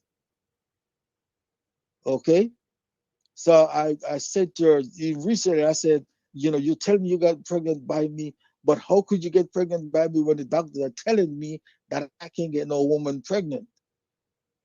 So How does that make any what sense? was her response when you said that to her? She gave me no response. All She right. gave me no response. All right, let's move on. We have another couple minutes. So I'm going to allow you to get into what go on Okay. and how the Deacon situation come in and all of that. Go on, talk. Okay, this is what I'm going to do now. Okay. Now, Now, the deacon, one of the deacons at my church, I got a call. I got a call one morning, and he said to me, "Hey, I asked your wife about this, and she already agreed that I could stay at your house. But as man to man, I'm gonna ask you, okay? I'm getting your permission, okay?" So I got evicted from my apartment. Me and my wife and kid got evicted from my apartment. Is it okay if I come and stay at your house? I said, okay. So he said, okay, your wife will give me permission already, but out of respect, I'm asking you. So I said, okay. Your what? Thank you for Your asking. wife give him permission to come stay at the house without talking to you? Exactly. So I said, okay. So he and his wife, as soon as I got off the phone, I heard the doorbell ring. So I went to the door. They were coming up the stairs. Okay. So he and his wife and kids were already on the way before he talking to me, because my wife, I told him everything was okay. So I opened the door, let them in. They came in. They came into the house. Okay. When they came into the house, he went and he sat at the dining room table, and he said, "Okay, we're here. My wife and kids. We're coming to stay with you. How much money do I need to give you uh, for staying with you?" I said, "You understand this? I'm the man of my house. Now, if you want to go to the grocery store and you want to buy something and bring it to the house, that's fine. But don't you ever disrespect me and tell me you want to give me money to buy to pay bills." I said, "The only person pay bills in my house is me. Okay? Nobody else pay bills in my house at all. Okay? So you can hold on to your money. I said, if you buy grocery and bring it to the house, fine. We all will partake of it. But when it comes to paying bills in my house, I'm the only one who pays bills in my house. Because when I say it's time for you to go, I mean it's time for you to go. There's no if, ands, or maybe about it. You will not be able to tell someone that you can't leave because you pay the light bill or the gas bill or any bills in my house. That's my responsibility. You're a guest in my house, and I will treat you as such." So he was there staying in my house. I have a I have a white truck. He was driving my truck like it's his. Okay? He would drive the truck, he'd burn the gas, he never replaced the gas. He just take the he just take my truck and drive it around like it's his. Okay, fine. Okay, I have no problem with that because as I said, I I don't know if it's the Jamaican in me, whatever it's me, but my thing is I don't let no one come in my house. I say, well, I got to pay the rent, I got to pay the light bill, I got to pay a phone bill or whatever. You don't do any of that because when I say to you, time for you to go, oh no, I just paid the light bill. No, you don't do that shit to me. Yeah, You got to I get great understand that part, my respect. brother. You made that part clear already. But what I want Okay. to say now though, based on what you're about to get into, you said the brother that drive around your truck like it's his. Apparently Yes. he wasn't only riding around your truck like it's his though. Yes. I gave him the truck. You see, we live down in Skokie, Illinois, and he wants to do laundry, and he takes his laundry back up to Waukegan, where we got evicted from, and he would take his laundry up to Waukegan to do it. So he would drive my truck up to Waukegan to do laundry, and he never put gas back into the truck to say, okay, I am putting $5 gas or whatever. Okay, all of that is courtesy of me. Okay, so uh, here it is now. Uh, I said to him, I came home one day and my wife told me that she was afraid of him. I said, what's going on? She said, well, He and his wife got into it, and his wife is afraid because he pulled a knife on his wife. This is Deacon pulling a knife on his wife. And my wife said that she was afraid of him, afraid to have him there. So when my wife said that to me, this was Monday. And I picked up the phone and I said, you know what?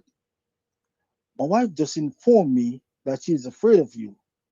So it's 11 o'clock now. I said, you know what? I know you're at work right now. So I'm letting you know and giving you enough time so you can make arrangements because you'll not be allowed back in my house when you get out of work tonight. So you need to make arrangement for some place to sleep tonight. Okay? My wife says she's afraid of you, so you can't come back to my house tonight. So I hung up the phone. That night, I got a call from the pastor saying that he wants to talk. I said, okay. So you tell me time. I said, okay. So I went to church. When I went to church, it was the assistant pastor, the pastor's sister, and my wife and his wife. We all sat there in the church office, and I said, my wife explained to the pastor that she's afraid of him. I said, you know what? He's not allowed back in my house. He's not allowed because my wife is afraid. I said, you know what? A man's first responsibility is to protect his wife. Okay? My wife is afraid of you, and that's me protecting her. You're not allowed. So the pastor said, can you let him spend tonight and then tomorrow look around? I said, no, it's done. There's no more coming back and spending another night. And under my roof, it's done. It's over with. This was Monday. He was trying to act up and trying to behave like he was, he wanted to fight. So I told him I'll beat him right there in front of the pastor like he stole something. So the pastor's sister asked me to just calm down and don't know because I backed off my jacket and was ready to jump all over him. Okay? So they said, okay. Later on, I got a call from the pastor, and the pastor said, I appreciate you so much. You stand firm on your belief and you did not waver. I said, you know what, Pastor? He don't seem to get it. I am protecting my wife and my family. My wife says she's afraid of him, so therefore he can't be under my roof anymore. I can't leave him alone in my house because if he hurts my wife, then that's my problem. Okay? This was Monday. I said, okay. Tuesday, I was at home and I was in the bedroom and I hear some talking, coming from the direction of the living room. So I jumped out of bed and I ran to the living room, and there was 4 police officers there from the Skokie Police Department, and they were talking to my wife, asking questions. I said, "What's going on?" My wife said, the police said my wife called him and make a report that the man had threatened her and threatened his wife, and they were asking his wife to make a statement, and the wife said, "No, I'm not going to give a statement against my husband." I said, "Okay." My wife still she said she's afraid of him. She don't want him there. This was no Tuesday night. Okay, Wednesday was Bible study. Okay, my wife went to Bible study, and I'm there. Well, I'm sitting there. It had come 10 o'clock at night. My wife is not home. 11 o'clock at night. My wife is not home. While the man and wife was still there and asking where my wife is because she should have been home already. Nothing happening. Okay, later that night, my wife showed up. Now, this is what the deacon wife said to me. She said, God himself would have to get off the cross and tell me that my husband is not sleeping with your wife. I said, why would you say that? And she said, my husband knows more about your wife's period than he knows about mine. And that, to me, that's a flag right there telling me that something's going on between them.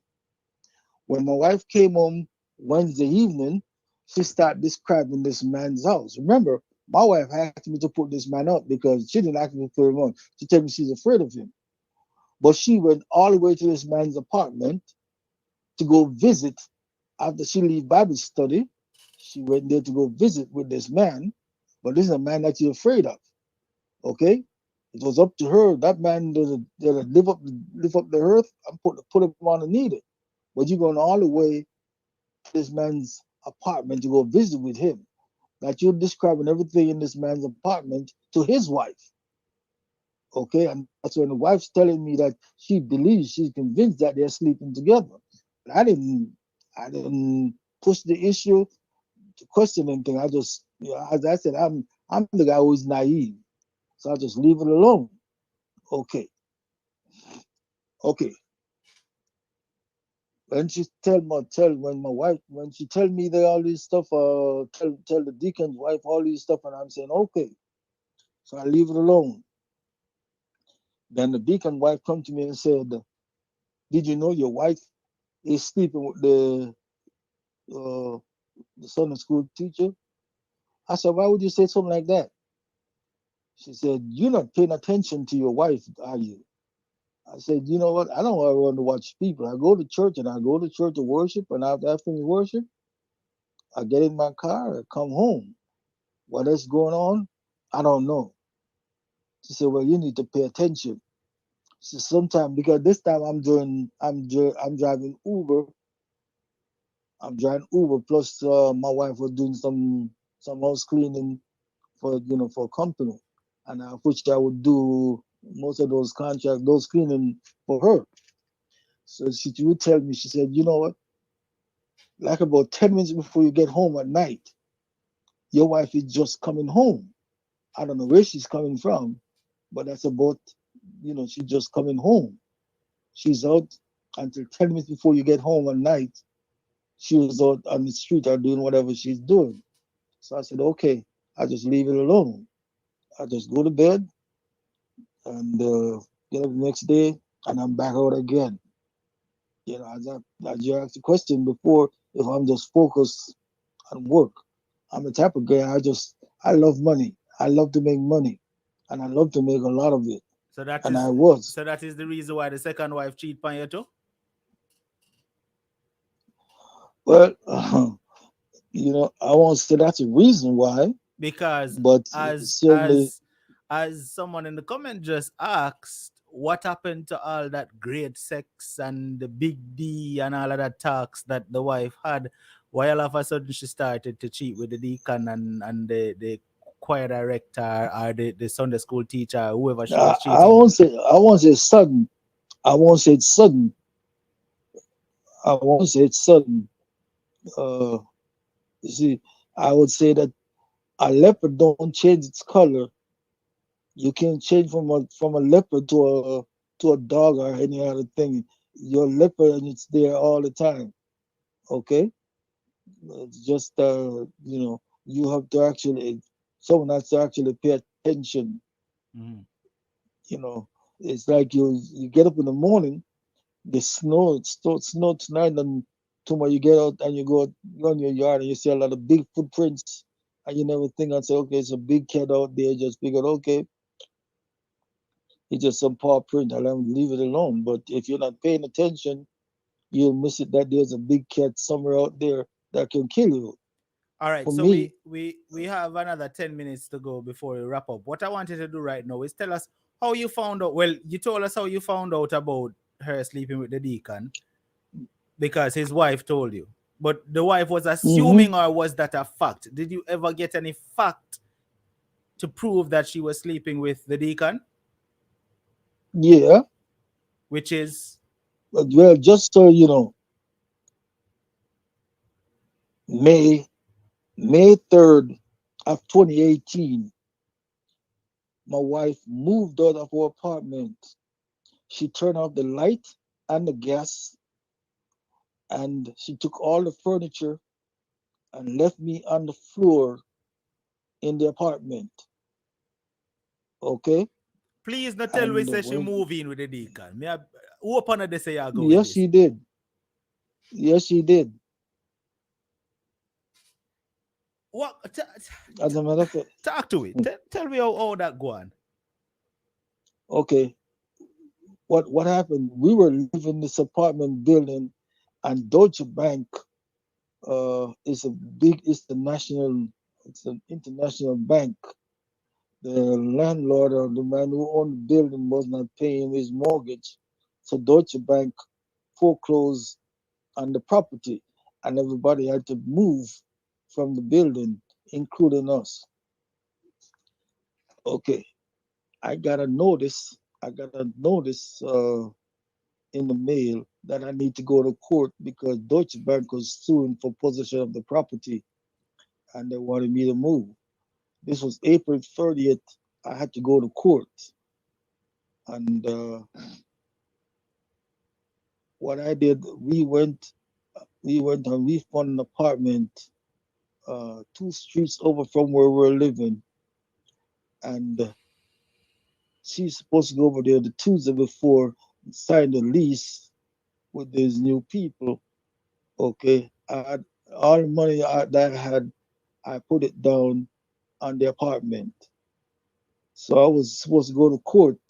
So I asked her for the lease so I could show it to the people when I go to court. And said she don't know where the lease was. So I called the assistant pastor and was telling him what's going on. And that's when I hear she said to the pastor, well, I told you that he wasn't moving, I wasn't moving with them. And this was the first time I'm hearing any of this. And she said she don't know where the lease was Wait, because I'm not moving with your them. wife told the pastor that you're not moving with her? Exactly. So when she said that, I was shocked. I mean, I was shocked. This was this was April 30th, and she's supposed to be moving. As a matter of fact, let me say this: what happened? This is kind of funny. And when I said funny, this is really funny. Okay, in all the time that I've been with my wife, we living together and we're having sex quite often. April 30th, the morning of April 30th, about 4 o'clock, I rolled over. When I rolled over, my wife was laying there in bed, and I pushed my hand down her panties, and I said, she said, she said, stop. I said, you're my wife. What do you mean stop? I said, I'm getting some cat this morning, and there's nothing you can do about it. You're going to give me some cat. So when I pushed my hand on her panties, she was clean, so clean, she shaved. It was unbelievable. When I say clean shave, I mean, it's like she was clean shaven down there. Everything was clean shaven. And I climbed on top of my wife, and she screamed and so loudly that if the window was open, the neighbors, I'm sure, would have heard the screaming she was doing, and probably called the police and calling out for rape. So the two kids, her son and her daughter, they came and knocked on the door and came in the room. And I'm laughing, I'm cracking up because to me, I'm thinking this is funny. And her daughter said, don't let that happen again. Stop that. Don't let it happen again. I said, okay. And this was Wednesday morning. Saturday morning, I'm laying in bed, sitting in bed, watching some cartoons, and the TV just went blank. I said, man, what happened? The TV just went blank. What happened? I said, what happened with television? She said, she don't know. What happened? I said, what do you mean you don't know? What's going on? So I ran downstairs to the basement. Lights off. I'm so flipping the light switch. Light was off in the basement on our side. Light was on the stairs going up. I ran upstairs. Light was on up there, and there was no light on in our place. So I started flipping the breaker box and everything. So I came back upstairs, and I pick up the phone and I call Comet. That's the power company. I said, what happened? We don't have no light. And the power company said, well, you know what? This woman called and asked them to transfer the power from this apartment over to the new apartment. I said, you just told me you don't know what's going on. But the people said that you called and asked the power to be transferred. So I said, okay. So I said, okay, I'm going to work.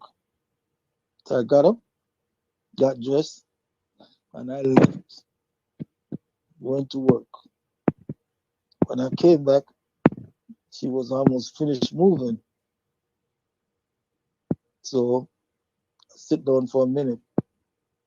As a matter of fact, let me step back a minute, just so people might want to answer.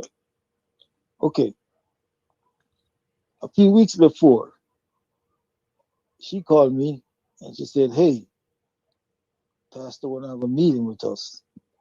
I said, "This something you want?" She said, "Yeah." I said, "Okay." I said, "What time?" She told me. So I came back up to church. And I came back up to church. We went to the conference room. We went in the conference room. She came in, and the pastor said, "Okay, what's going on?" I said, "She's the one who asked for a meeting. Let her tell you, and then I can fill in the blanks that she might leave out." So she looked at me and she said, "Just so you know, I'm telling you, when I met you, I never loved you. When I married you, never loved you. Even to this day I'm talking to you, I still don't love you. So you know what? Let's cut to the chase, and we go separate ways." I said, "Okay."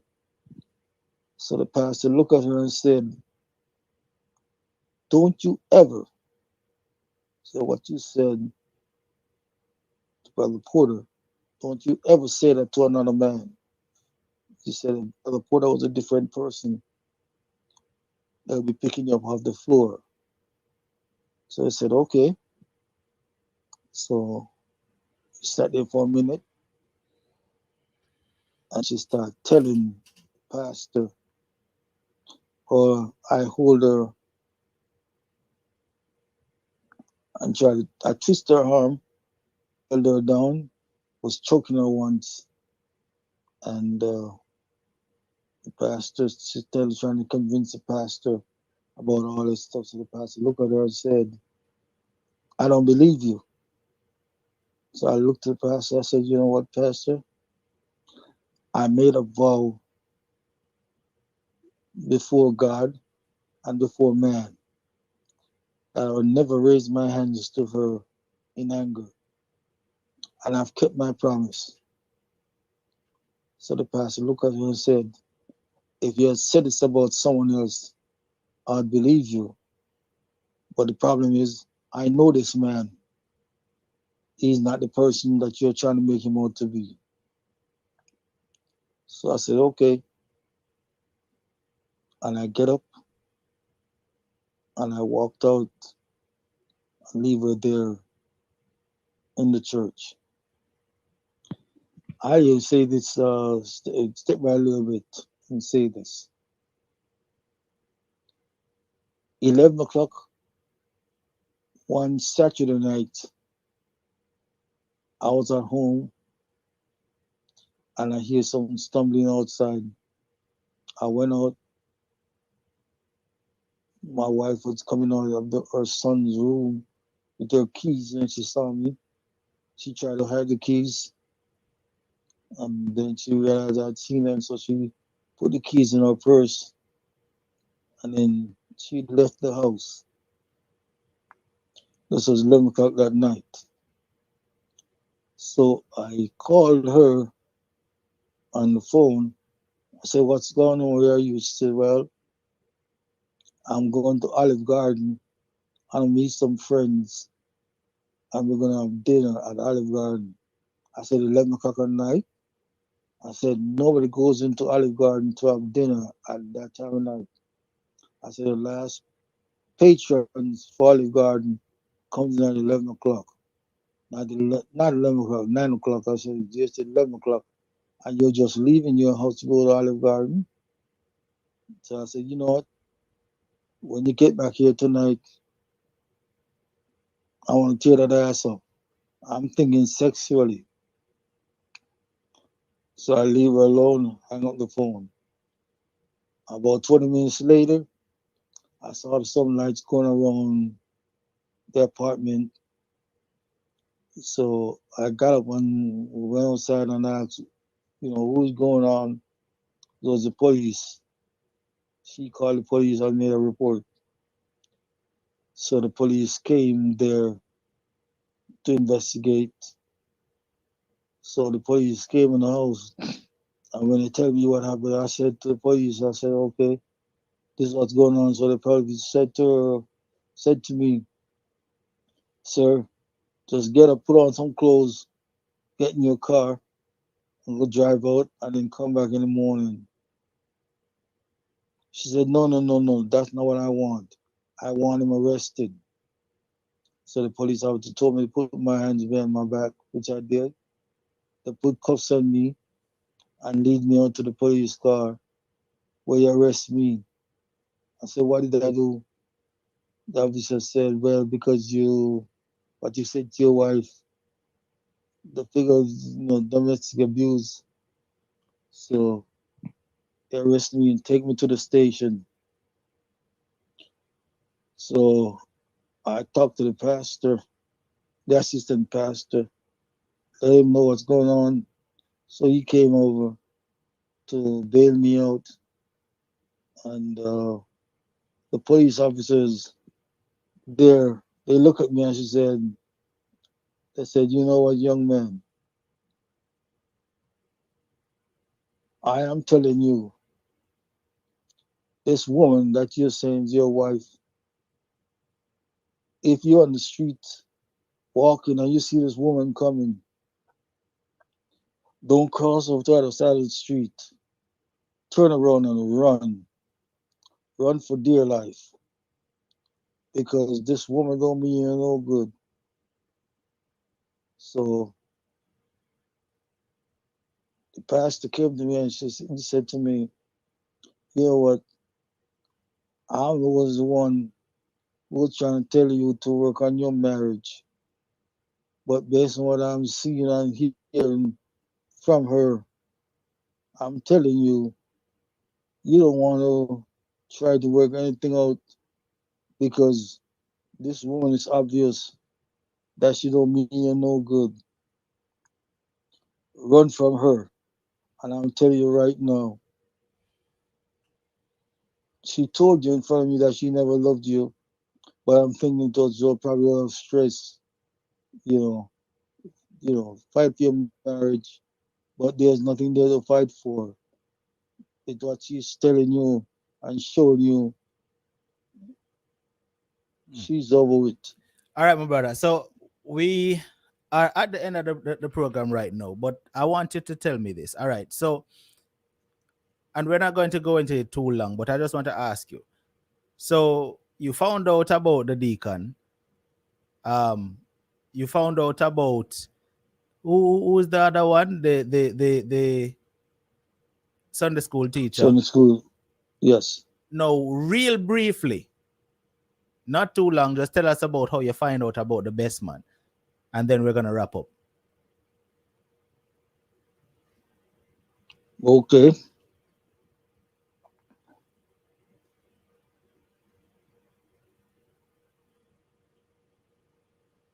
You with me? You there? Yeah, I'm here. I'm here. Yeah, tell us about the best man situation so we can wrap up. Okay. I had to have heart surgery.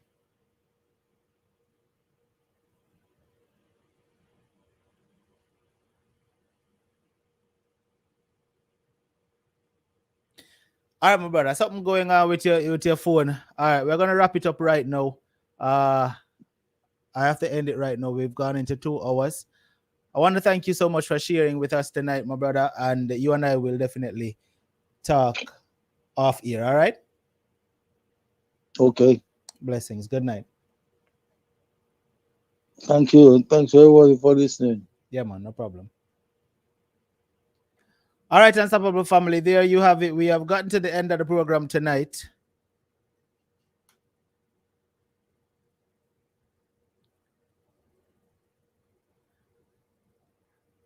He certainly went through a lot, without a doubt. A whole lot. Going to prison for kids that's not his. All of the troubles and drama and everything we go through with the wives, and I did say wives, right? First wife, second wife, and the girlfriend too.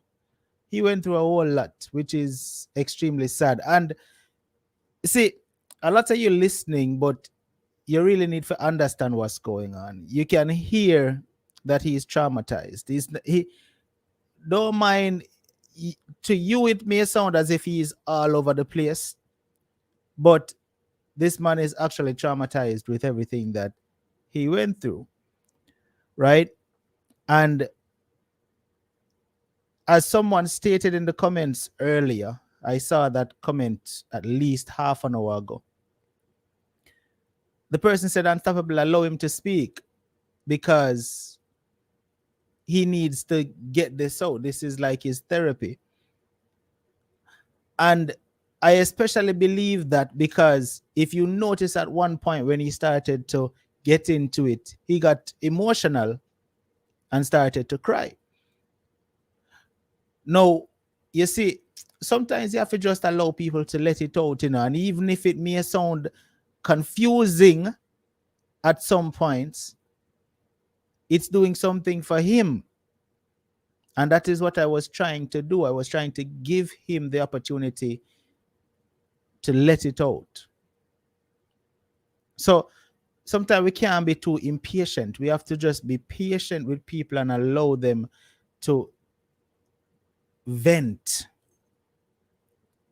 And I believe that is what this brother needed tonight. He needed to vent because I'm of the impression that because of everything that he went through, he is seriously hurting presently because of this. I think that is what is going on with him. You know, I saw someone said in the comments that he didn't have to get into all of that in order to get to this story that he shared in the end. But in actuality, he needed to do that because those are the things that he needed to get out. And if you notice what he started out with, he started talking about his mother and who he was raised with, his grandmother, and thinking that his grandmother was his mother and how she died and all of that. Those are things that he needed to get off his chest. That is why him start this. So think back to the part where he said, even at his grandmother's funeral, all kind of wreath, you could have barely see the casket, and he said, if the people them will bring them wreath, that if even one of them did just simply use the money there and buy some food for his grandmother, she would have still be alive. So though those things may not have anything to do with what the ending is, he needed to get it out. And that is the whole point right here. So we just need to learn to be patient with people. And that's what I was doing. I was being patient with him.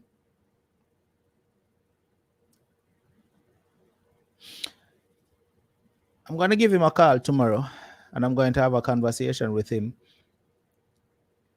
and allow him to talk a bit more while I listen, because I think he needs that.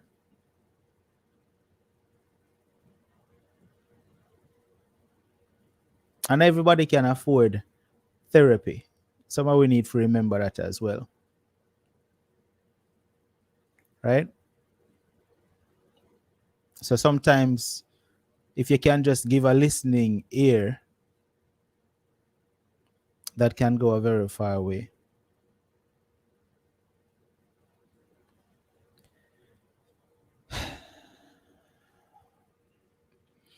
I'm going to say good night to everyone right now. If this is your very first time to the platform, thank you so much for watching. And if you felt as if you couldn't keep up with tonight's program, not to worry. I feel like something was accomplished tonight, one way or the other.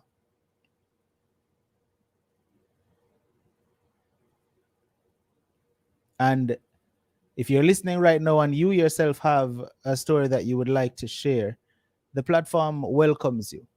All you have to do is send a message to 754-317-5747 via WhatsApp. And all it has to say is, Unstoppable, I would like to share my story. Once you send that message,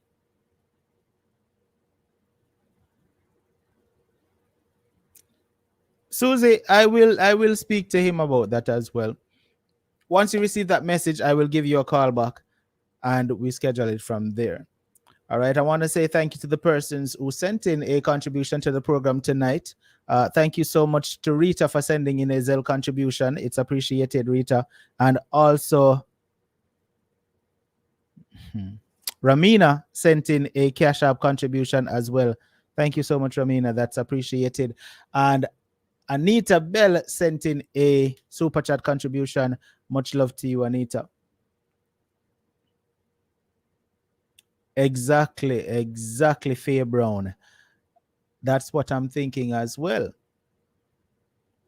You know, that right there lifted something off his chest tonight. You know, it definitely did something for him tonight. Yes, Beverly. You could hear that he is broken. You could hear that.